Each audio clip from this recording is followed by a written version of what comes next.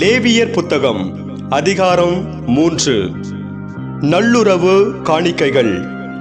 ஒருவரது நேர்ச்சை நல்லுறவு பலியாய் இருந்தால் அது அவரது மாட்டு மந்தையிலிருந்து எடுத்து செலுத்தப்படும்.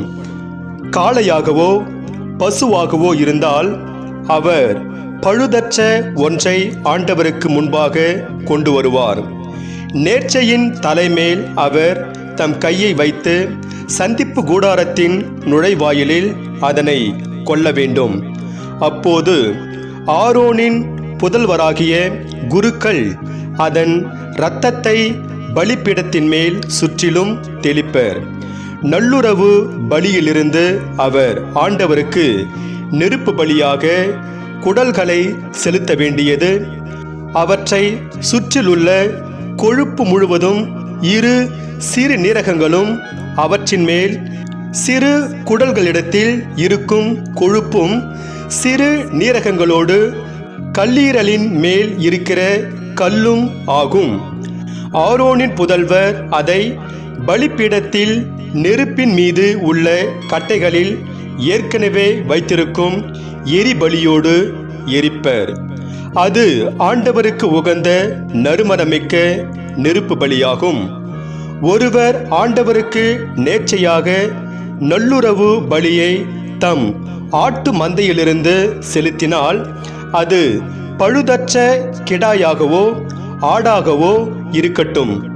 ஒருவர் நேர்ச்சையாக ஆட்டை செலுத்தினால் அதை ஆண்டவர் திருமுன் கொண்டு வந்து நேர்ச்சையின் தலைமேல் அவர் தம் கையை வைத்து சந்திப்பு கூடாரத்தின் முன்பாக அதனை கொல்ல வேண்டும். ஆரோனின் புதல்வர் அதன் இரத்தத்தை பலிபீடத்தின் மேல் சுற்றிலும் தெளிப்பர். நல்லுறவு பலியிலிருந்து அவர் ஆண்டவருக்கு நெருப்பு பலியாக செலுத்துவது அதன் கொழுப்பும் முதுகெலும்பின் அருகில் வெட்டி எடுத்த கொழுப்புவாலும் குடல்களை மூடிய கொழுப்பும் அவற்றை சுற்றியுள்ள கொழுப்பு முழுவதும் இரு சிறு நீரகங்களும் அவற்றின் மேல் இடுப்பையொட்டி உள்ள கொழுப்பும் சிறு நீரகங்களை அடுத்து கல்லீரலின் மேல் உள்ள ஜவ்வும் ஆகும். இவற்றை குருக்கள் பலிபீடத்தின் மேல் எரிப்பர். இது ஆண்டவருக்கு உகந்த நெருப்பு பலி உணவாகும். நேர்ச்சையாக ஒருவர் வெள்ளாட்டு கிடாயை செலுத்தினால் அதை அவர் ஆண்டவர் திருமுன் கொண்டு வந்து அதன் தலைமேல் தம் கையை வைத்து சந்திப்பு கூடாரத்திற்கு முன்பாக அதை கொல்வார். ஆரோனின் புதல்வர் அதன் இரத்தத்தை பலிபீடத்தின் மேல் சுற்றிலும் தெளிப்பர்.